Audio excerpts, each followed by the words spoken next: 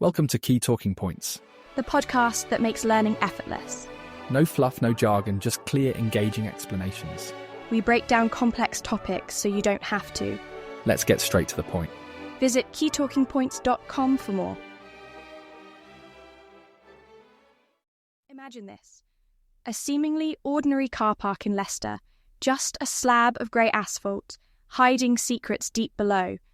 And yet, in 2012, that very car park became the centre of an extraordinary story.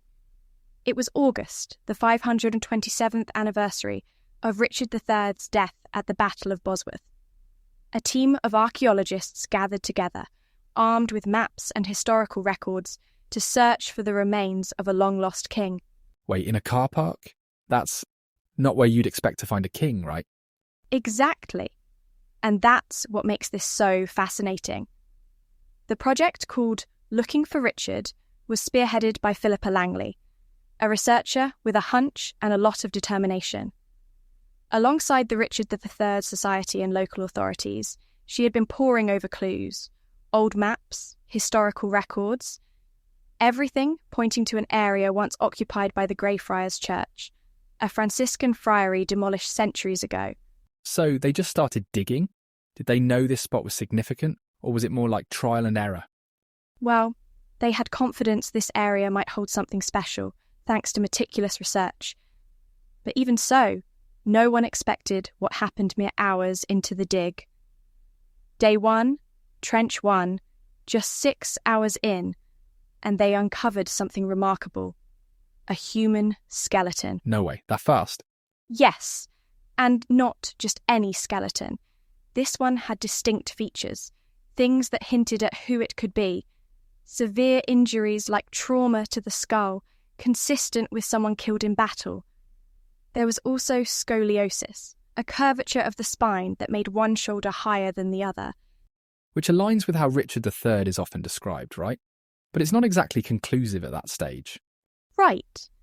It sparked hope, though. This wasn't just any burial. It was hurried, almost careless, for someone who might have been royalty.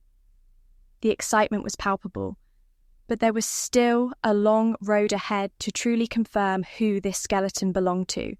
With the discovery of that skeleton, the air was thick with anticipation. But the question loomed, how could they definitively prove it was Richard III?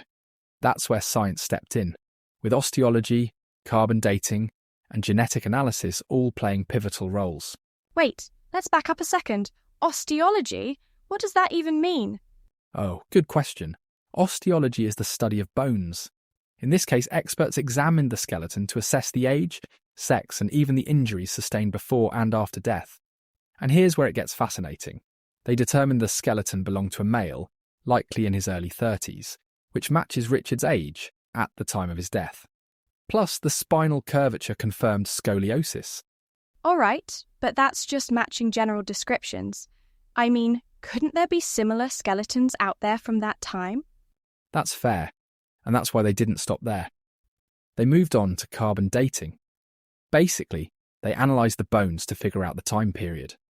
The results placed the skeleton in the right window, between 1455 and 1540. Richard III was killed in 1485, so it was a precise fit. Okay, now that's narrowing it down. Absolutely. But the breakthrough came with DNA analysis. Scientists compared DNA from the skeleton to living descendants of Richard III, specifically through his maternal line. And you won't believe this, the match was 99.99999% accurate. That's like science's equivalent of a mic drop. Wow, that's incredible. So, with that kind of accuracy, it seems like case closed, right? Exactly. It was undeniable this was Richard. What's more, this entire process showcased how science and history can work together, like rewriting the story of a king through data and bones. It's wild to think that, without these modern techniques, his story might have stayed buried forever. For sure. And it gets even more intriguing when you consider what happened next, deciding where Richard should be reburied. Let me tell you, that sparked quite the debate. Identifying Richard III's remains was an astonishing achievement, but it didn't bring the story to a close. In fact, it opened up a whole new chapter, a heated debate that rippled across the nation. Where should the last king of the House of York find his final resting place? Oh, I remember this. It was all over the news. It wasn't just people in academia arguing. It's like the whole country had an opinion. Exactly. Some argued York was the proper resting place. After all, he was the Duke of York. Others thought Westminster Abbey to lie among other monarchs. But then there was Leicester, where his skeleton was discovered. His remains had stayed there for over 500 years. And Leicester won in the end, right? But not without, let's just say, a lot of strong feelings. That's putting it mildly. It took a High Court ruling to settle it.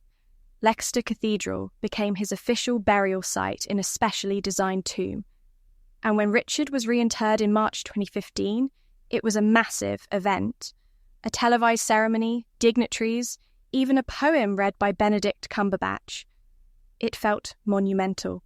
And that marked a huge moment for Leicester itself, didn't it? The city kind of embraced Richard, like he was their own.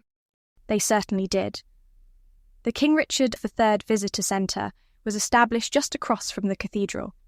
It transformed Leicester into a hub for heritage tourism.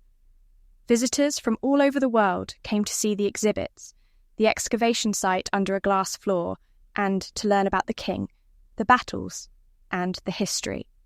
And let's not forget the cultural impact this had. There's a whole generation of people who now see Richard III differently. Less of the villain Shakespeare painted, and more as, well, a very real, very human figure. Absolutely. Media played a big role in reshaping his image. Films like The Lost King delved into the discovery process and gave voice to the determination behind the project. It's a legacy that bridges history, science, and storytelling. And you know it's remarkable how something like this can ripple out, not just rewriting history books, but even changing how we think about a medieval king in the 21st century. It really is. Who would have thought that a king in a car park could spark so much renewed respect, cultural expression, and even pride for a city like Leicester? On that note, what an incredible chapter in history to revisit and reflect on. And that's all for today.